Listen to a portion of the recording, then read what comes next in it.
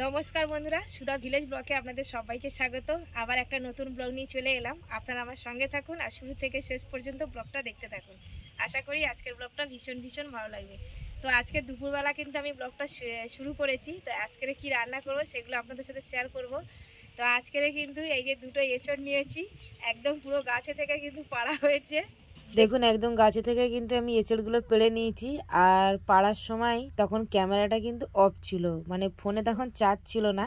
তো এখন আমি চলে যাব এঁচড় নিয়ে উনানের কাছে। তো বন্ধুরা, এই যে ভাত বসিয়ে দিয়েছি এখন এই উনানে। আর এই উপরটার কি অবস্থা দেখছেন তো, কিছুদিন আগে ঝড় বৃষ্টি হয়েছিল। তো আমার কিন্তু প্লাস্টিক দেওয়া ছিল, প্লাস্টিকটা কিন্তু একদম ছিঁড়ে গেছে। আর এই রোদের মধ্যে কিন্তু খুব কষ্ট করে রান্না করতে হয়। আর এখন কিন্তু 11টা বেজে গেছে, আর এই সময় কিন্তু আমি ব্লগটা শুরু করেছি। তো এখন ভাত বসিয়েছি, এবার উনানটা জ্বালিয়ে দেবো, দিয়ে এঁচড়টা কাটবো। তো এখানে আমি কিন্তু একটা গামলায় করে জল নিয়েছি, আর দেখুন এখানে কিন্তু হলুদ দিয়েছি জলে। তো এঁচড়টা কিন্তু কষ আছে, আপনারা অনেকেই জানেন, মানে আঠা আঠা টাইপের। আর এখানে কিন্তু আমি এই যে চিংড়ি মাছ নিয়েছি, চিংড়ি মাছগুলো কেটে নেব। এই যে দেখুন একদম কিন্তু বাজার থেকে পুরো টাটকা চিংড়ি, যখন নিয়ে এসেছিলো লাফাচ্ছিল। আর এইখানে এই যে এঁচড়, তো একটা এঁচড় আমি কাটবো, দুটো নয়, একটা থাকবে আর একটা কাটবো। আর এখানে এই যে দেখুন বাগান থেকে কিন্তু একদম টাটকা পুঁইশাক তুলে নিয়েছি। আমাদের এখানে পাশে এক বৌদি আমাদেরকে দিয়েছে খেতে, ওদের বাগানে কিন্তু প্রচুর পুঁইশাক। তো একদিন আপনাদের আমি দেখাবো। তো এখন কিন্তু আমি কাটা শুরু করে দেবো এঁচড়টা, আর তারপরে চিংড়ি মাছটা কাটবো। তো এই যে দেখুন কাঁঠালটা কিন্তু কাটছে আমাদের সোনাইয়ের বাবা। আর আটাটা মানে কাঁঠালের থেকে প্রচুর মানে আটা বেরোচ্ছে, একদম মানে টাটকা। তো আর কাঁঠালের প্রচুর আটা থাকে, আপনারা জানেন এঁচড়ের মধ্যে। আর এই যে দেখুন এঁচড়টা কিন্তু কাটা হয়ে গেছে, ব্যাস কি সুন্দর দেখুন, একদম কিন্তু ভিতরে নরম।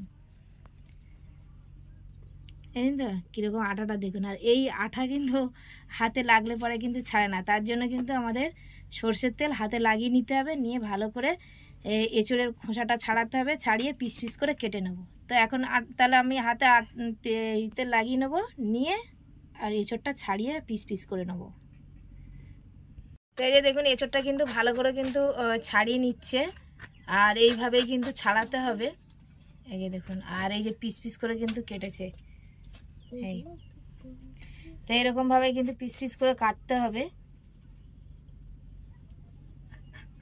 তো এঁচড়টা কিন্তু ভালো করে ধুয়ে নিয়েছি। তো এঁচড়টা কিন্তু কেটে ভালো করে ধুয়ে পরিষ্কার করে নিয়েছি। এবারে কিন্তু সিদ্ধ করতে দেবো, তার জন্য কিন্তু এই যে দেখুন আমি কিন্তু কড়াই বসিয়ে দিয়েছি, আর একটু হলুদও দিয়ে দিলাম। তো এই হলুদ জলেই কিন্তু সিদ্ধ করব। তো এই যে দেখুন আমি কিন্তু সিদ্ধ করতে বসিয়ে দিয়েছি। এবারে এর উপরে একটা ঢাকনা দিয়ে ঢাকা দিয়ে দেবো। তো আমি কি কি মশলা নিয়েছি দেখুন, এখানে আদা নিয়েছি, একটু বাদাম নিয়েছি, আর রসুন, পেঁয়াজ, গরম মশলা, ঘি, সাদা তেল। আর রান্নাটা হবে সাদা তেলে। তো লঙ্কার গুঁড়ো, হলুদ গুঁড়োটা নেওয়া হয়নি, ওগুলোও লাগবে।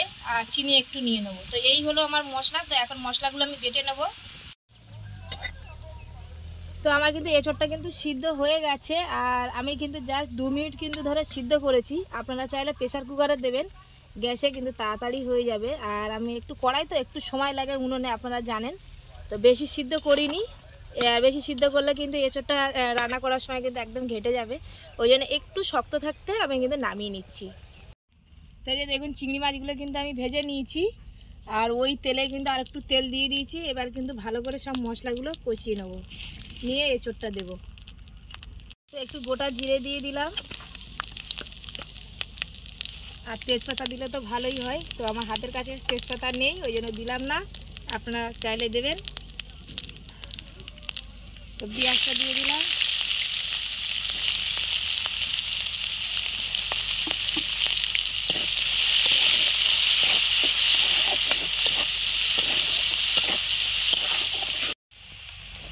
তো এই যে আদা বাটাটা দিয়ে দিচ্ছি। পেঁয়াজটা একটু ভাজা ভাজা হয়ে গেছে, এবার আদাটা দিয়ে দিলাম। এবার রসুনটা দিয়ে দেবো।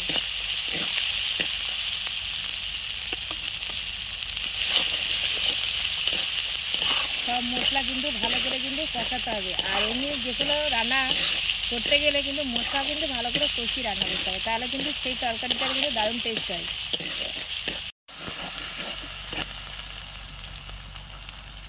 তো মশলাটা কিন্তু ভালো করে কষিয়ে নিয়েছি, লবণ দিয়ে দিচ্ছি পরিমাণ মতো। এবারে লঙ্কার গুঁড়ো আর হলুদ গুঁড়ো দিয়ে দেবো। আপনারা চাইলে কালারের জন্য কাশ্মীরি লঙ্কার গুঁড়ো দিতে পারেন, তো আমি কাশ্মীরি লঙ্কার গুঁড়ো ব্যবহার করলাম না, এমনি কিন্তু লঙ্কার গুঁড়োটা দিলাম আর এই হলুদ দিয়ে দিলাম। দিয়ে আরও একবার ভালো করে আমি কিন্তু নাড়িয়ে নেবো, নিয়ে এবারে এঁচোড়টা দেবো। তো এই যে দেখুন আমি কিন্তু এঁচোড়টা দিয়ে দিচ্ছি। এবার ভালো করে এরকম একটু খুন্তি দিয়ে নাড়িয়ে আর ঢাকা দিয়ে দিয়ে কষি কষি রান্না করব।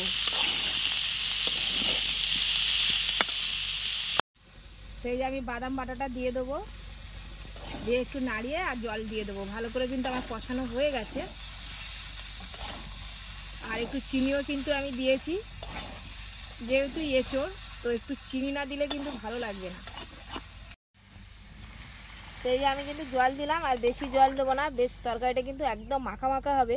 আর আমার এঁচোড়টা কিন্তু আগে থেকেই সিদ্ধ আছে, তাই এই জলটাই থাকবে। এবার ঢাকা দিয়ে দেবো একটু। অনেকটাই কিন্তু ঝোলটা ঘন হয়ে গেছে। আর এবারে আমি কিন্তু চিংড়ি মাছগুলো দিয়ে দিচ্ছি। তো এবারে এই যে গরম মশলাটাও দিয়ে দিলাম। তো আমার কিন্তু রান্নাটা হয়ে গেছে। এবার একটু ঘি দিয়ে দেবো ওপর থেকে, দিয়ে নামিয়ে নেবো। তো এই যে রান্নাটা আমার কিন্তু কমপ্লিট হয়ে গেছে, আমি নামিয়ে নিয়েছি। এবার উপর থেকে একটু ঘি দিয়ে দেবো। আর এবার বাকি রান্নাগুলো আমি করব বন্ধুরা, কিন্তু ভিডিওটা বড় হয়ে যাবে বলে ওই জন্য আমি কিন্তু সব রান্নাটা দেখাতে পারলাম না, জাস্ট শুধু কিন্তু এঁচোড়ের রেসিপিটা দেখালাম আপনাদের সামনে। তো এই যে দেখুন আমি কিন্তু ঘিটা উপর থেকে দিয়ে দিচ্ছি।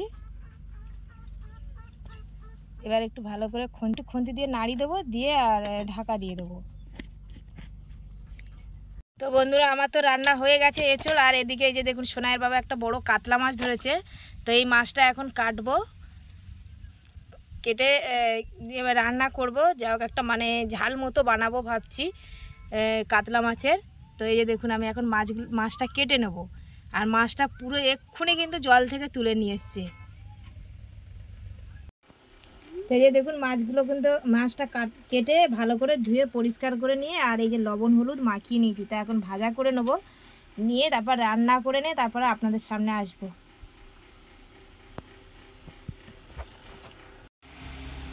তো এই যে আমরা খাবো বলে ভাত বেড়ে নিয়েছি। আর এখানে এই যে সব রান্না কিন্তু কমপ্লিট হয়ে গেছে। এখানে চিংড়ি, এঁচোড়, আর এই এঁচোড় চিংড়িটা কিন্তু পরোটা বা রুটি ভাতের সঙ্গে কিন্তু দারুণ লাগে খেতে। আর আপনারা দেখতেই পাচ্ছেন কেমন হয়েছে, আমার তো মনে হয়েছে খুব সুন্দর হয়েছে, নিশ্চয়ই খেয়ে আপনাদের বলবো। আর এখানে হয়েছে পুঁই শাকের তরকারি আলু দিয়ে আর পুঁই শাক। আর এখানে এই যে কাতলা মাছ দিয়ে আর এই সর্ষে বাটা আলু দিয়ে একটু মাখা মাখা করে তরকারি করে নিয়েছি। তো এখন সবাই আমরা খেয়ে নেব। আমরা এঁচোড়ের তরকারিটা তো অপূর্ব খেতে লেগেছিল, একদম খুব সুন্দর হয়েছে। আর সত্যি মানে এত সুন্দর হবে ভাবতে পারিনি। তো মাঠে চলে এসেছি খাবার পর দুপুরে। তো এসেছি একটাই কারণে, দেখুন এখানে ধানে কিন্তু একটা কি ধরনের রোগ এসছে, এই যে পাতা কিন্তু এরকম মানে শুকিয়ে যাচ্ছে, আর ধান গাছও কিন্তু শুকনো হয়ে যাচ্ছে। তো যেহেতু আমাদের এখানে সবে কিন্তু ধানটা বেরিয়েছে আর এরকম রোগ এসছে, তো আপনারা কেউ যদি জানেন এই রোগের ঔষধ কি আছে তো কমেন্টে অবশ্যই জানাবেন। এটা কিন্তু আমাদের প্রত্যেক বছরই হচ্ছে, ভালো ভালো ওষুধ দিচ্ছি কিন্তু হচ্ছে না। তো আপনারা জানলে কিন্তু আমাকে অবশ্যই জানাবেন। আর সোনাইয়ের বাবা কিন্তু ওষুধ নিয়ে এসছে একটা, মারছে, জানি না কতটা কি ঠিক হবে বলতে পারছি না। ওই যে সোনাইয়ের বাবা ওই যে দূরে মারছে, আর আমি এই মাঝখানে এসে আপনাদের দেখাচ্ছি ধানটা। কিন্তু এত সুন্দর ধান বেরিয়েছে, কিন্তু এরকম ধানটা যদি রোগ লেগে যদি নষ্ট হয়ে যায় কতটা কষ্ট হয় বলুন তো। কষ্টের জিনিস যদি নষ্ট হয়ে মানে ব্লগটা আর বেশি বড় করব না, আজকের ব্লগটা এখানেই শেষ করছি। যদি ব্লগটি ভালো লাগে সাবস্ক্রাইব, লাইক, কমেন্ট, শেয়ার করবেন। আর আমার পাশে থেকে আমাকে সাপোর্ট করবেন। যারা আমার ফেসবুক পেজে ভিডিওটা দেখছেন পেজটিকে ফলো করবেন। সবাই ভালো থাকবেন, টাটা।